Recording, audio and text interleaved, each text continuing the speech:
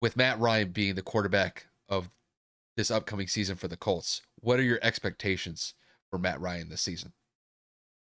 I'm conflicted, and I've been saying that to everybody. Every single person that reached out to me today, I swear, I said the exact same thing. Confliction is the biggest word I can use to describe everything right now because we didn't have to eat up that entire cap hit that Matt was due. Everybody knows if he wasn't traded before tomorrow, well, for you guys today, he would have been owed about 48 or so million dollars from the Atlanta Falcons with a 7.5 roster bonus.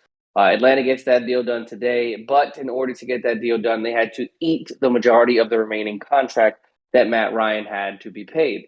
So they ate about $40.5 million, and that just once again goes to show Chris Ballard is a genius in finding ways to go and get, I guess, the previous teams of our last two quarterbacks to eat the majority of the contract that they were owed. So Matt Ryan is due about $24 million this year, but we are able to cut him and save about $29 million next season if this doesn't pan out. So once again, another bridge quarterback year, and once again another kind of roll the dice and hope that it works kind of situation. So I'm not happy about that. But with the quarterbacks that were available in this time, I'll deal with Matt Ryan. I mean, he's 36 years old. We know the guy can still sling it. We know that he did not have a lot of weapons over the last couple of years, especially last year with Calvin Ridley being out for the majority of the year. The Falcons really not having a consistent, if not average at best, offensive line over the last two seasons. And then their running game has been lackluster, to say the least, outside of Cordell Patterson last season. So you kind of wrap all that up and flip it and put it in Indianapolis, and we have one of the better offensive lines. We have obviously one of the best running attacks in the NFL.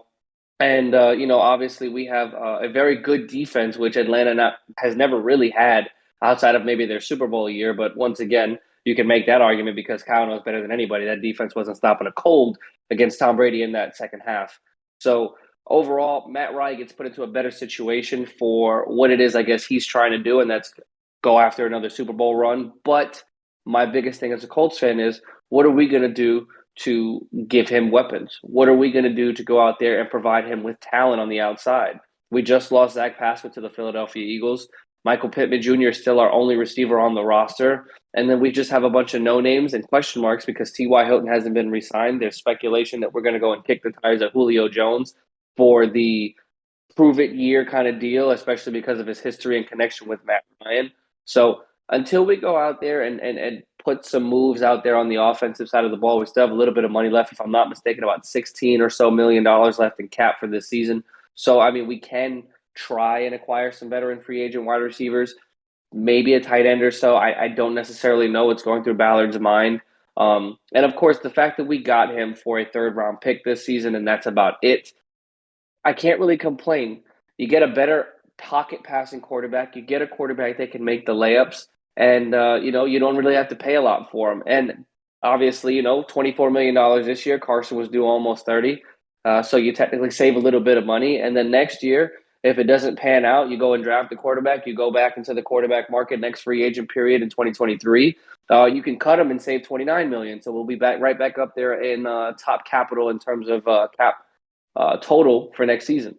So I'm not I'm not mad about it like I was in the beginning. As the details of the trade started to continue to come out, I was kind of a little bit more relieved because I was just nervous about that cap hit. I was nervous about what it is that he was going to bring to the table in terms of offensively, what we were going to surround him with. But I gotta say, man, I wanted Ballard's head on a silver platter the last week or so because we made no moves outside of the Ngakwe trade, and like he always does, he moves in silence and he finds ways to get things done. And to go get a quarterback of Matt Ryan's caliber, granted at this stage in his career, still for what we paid for him and what Atlanta was able to take away from us in financial struggles, I'll take it.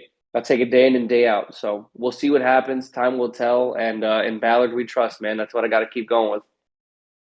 I think when I look at this trade overall, I think this is a solid trade. I'm not saying this is like an earth shattering trade, like this is going to change the entire dynamic of the AFC South, but you bring in quarterback stability when you bring in a guy like Matt Ryan. And I do think when you tie Matt Ryan into the situation that he had last season with the Falcons, that offensive line was porous.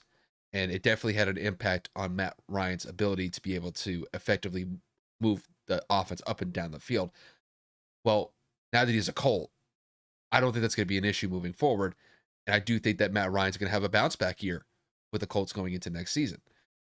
Now, the reason why I say that is because I think that offensive line is going to be able to protect him at all costs. And not only that, I think when you look at the situation that the Colts have arguably a top five running back. You could possibly say even like top three, depending on who you ask, in Jonathan Taylor.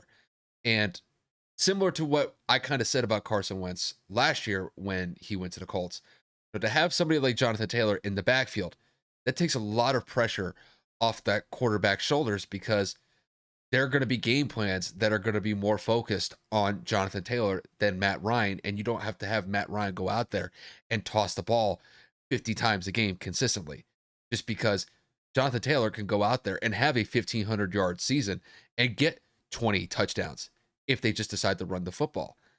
And I think when it comes to Matt Ryan will bring some veteran leadership to that position. And I do think that once they're able to establish better receivers as far as being able to bring guys into the fold because they just don't have that many receivers in their lineup right now. I think once they get that settled, I think that Matt will finally be able to get the chemistry aspect going. I think they'll be able to link up depending on who they bring in. But overall, the main thing that I'm looking for the Colts next year is I got to see a step forward because honestly, they probably should have been a playoff team last season and they had that atrocious loss on the road to the Jaguars in the last game of the year that essentially had them outside looking in as far as a playoff berth was concerned. I got to see this team progress in some sort of way, and I do think that Matt Ryan definitely gives them a chance to be able to be a playoff team next season.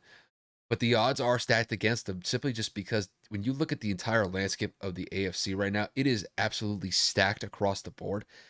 There could be a situation where you have potentially three teams from the AFC West be playoff teams just because you have three teams that can light it up with the Chargers, the Broncos, and the Chiefs.